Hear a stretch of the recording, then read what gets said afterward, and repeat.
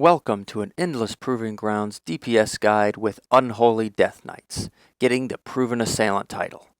There are 10 different waves that must be handled in Endless, and after the 10th waves, the waves effectively reset, having to deal with waves 1 through 10 again.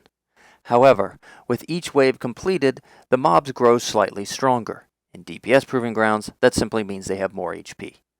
I will talk about each of the 10 waves you need to handle individually, and then we'll give you some general advice at the end. These are the talents I recommend taking. These are my glyphs, and my equipment primarily focuses on Mastery and Multi-Strike. Wave 1 begins with some vermin in the middle of the room with amber reavers surrounding them in a circle. Apply Necrotic Plague to the vermin and spread it, and then move to the amber weavers, taking each out individually. Try not to focus on one too long, as your diseases and a soul reaper are usually enough to finish them off without staying on them until death. Wave 2 starts with 2 Mogu and an Amber Weaver at one end of the room and a Jinyu healer at the other. Activate Unholy Blight and quickly spread your diseases to the 3 mobs together at the one end, and then move over and take out the healer. Then the rest. A Banshee will spawn close to the end of the timer on the wave. Be prepared for it and take it down.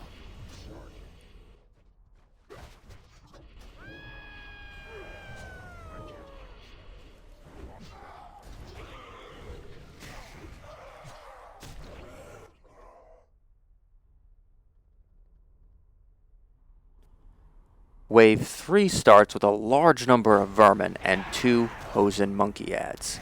Apply your diseases and spread them, and then focus each monkey down individually. Make sure your diseases get spread to all enemies at the start, and Remorseless Winter can really help with pinning down the monkeys, making killing them simple.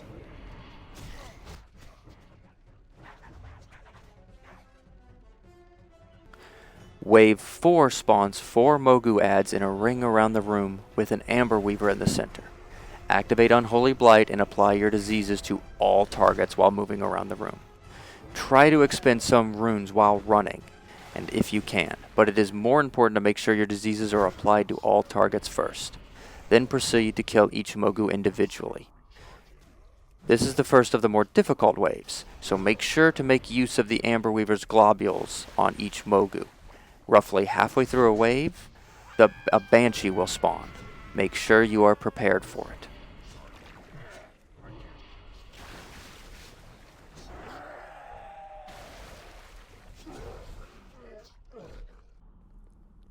Wave 5 is a cooldown wave. You will be blowing your gargoyle on this wave.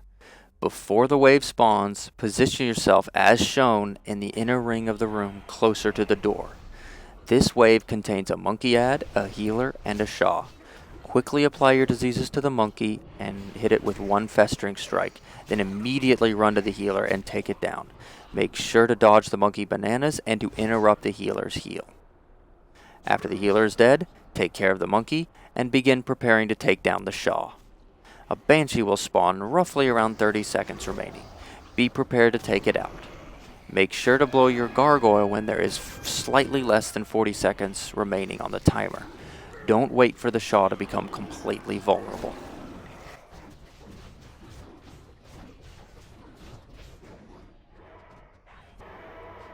Just before Wave 6 begins, stand on the right side of the smallest ring in the middle of the room.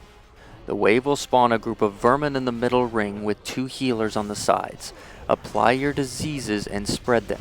If you position yourself here as shown, directly in between the vermin and one of the healers, your blood boil will spread the diseases to the vermin and the healer as well. Applying your diseases to the vermin first will cause the healers to focus on them instead of each other. Then burn down each healer. Make sure to keep your diseases up on all targets, and once one healer goes down, the other becomes a simple matter. One of the vermin ads will most likely be healed through your disease damage, so make sure to refresh your diseases on it while burning the healers down. Interrupt whenever possible. Wave 7 spawns multiple Mogu, Amber Weavers, and 1 monkey around the room. quickly activate Unholy Blight and run around the ads, applying your diseases to all targets. Remember to spend your runes on targets as you're running if possible, but it is more important to make sure that all targets are affected by your diseases. Activate Remorseless Winter to help handle the monkey and burn him down quickly, but prioritize any target which is affected by the Amber Weaver's Amber Globule. Make proper use of this as you work your way around the room, burning each Mogu ad down, and finally the Amber Weaver's last.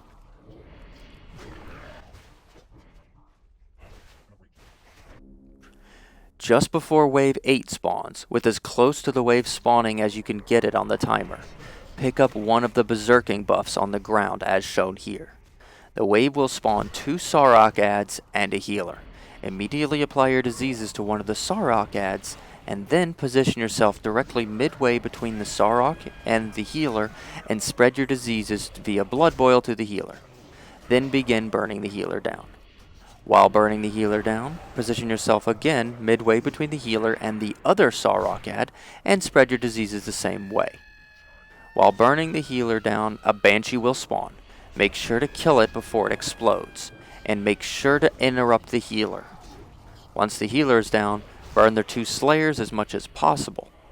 2 more Banshees will spawn, one right after the other near to the end of the wave. Be prepared for them and burn them quickly before they explode. Wave 9 will spawn 2 Amber Weavers, 2 Sarok, a Mogu, and a Monkey.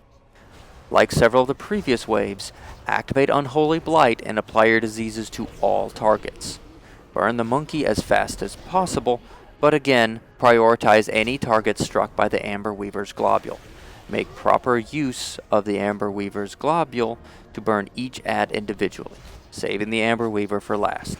A Banshee will spawn about halfway through the wave. Be prepared for it and burn it down.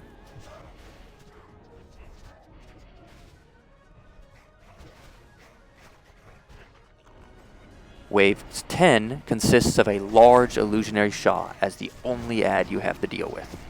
Set up your DPS, and when there is roughly 40 seconds or less time remaining, blow your Gargoyle. At 30 seconds remaining, grab the last Berserking buff on the ground and empower your Ghoul. When the Shah becomes vulnerable, unload on him and burn him down.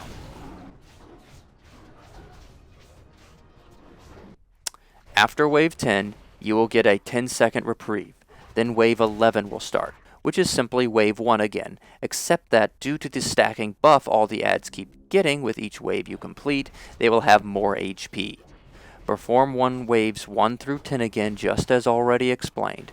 Just be mindful that the ads will have more HP, so it is less forgiving about mistakes. After Wave 20 is done and Wave 21 begins, it is yet again simply Waves 1 through 10 again.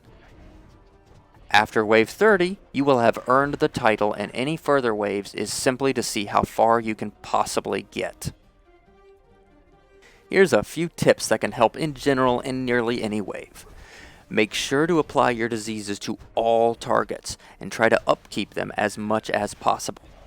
Do not overstay on any ads.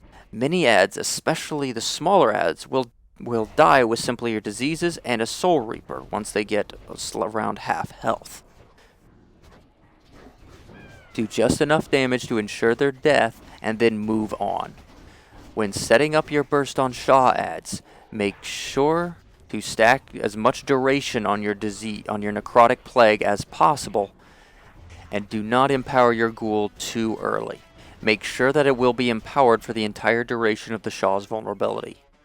When using your Gargoyle, keep in mind that it lasts a long time, for 40 seconds. And therefore, you can blow it on the Shah early, as long as there's less than 40 seconds time remaining on the clock, as it will be active for the entire duration of the wave at that point.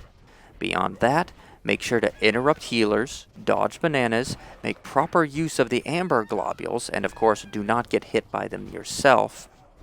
And finally, simply perform your rotation correctly. Feel free to ask for any clarification you might need in the comments, and I hope this guide helps. Thanks for watching.